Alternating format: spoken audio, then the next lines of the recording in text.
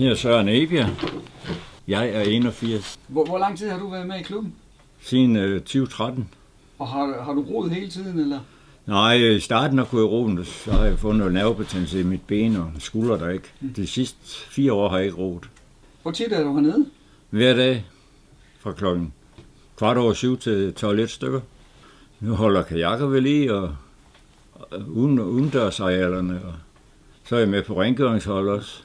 Og du har også været med på broprojektet med den nye bro. Ja. Og hvad har din opgave været der? Ja, men det har været sådan at komme med lidt gode input og sådan noget.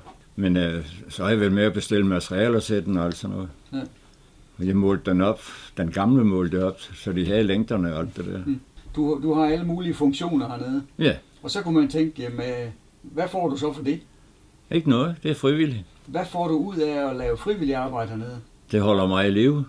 Ja. Og så holder jeg lidt liv i klubben måske også. Så jeg har det rigtig godt ved at komme herned hver dag. I stedet for bare at sætte det hjemme og kugelure. På indmeldelsen der stod, om at vi deltager i frivillig arbejde. Så krydser jeg den af, og så skrev, at vi kan deltage i alt forfaldende arbejde. Jo, det har jeg gjort også lige siden. Ja.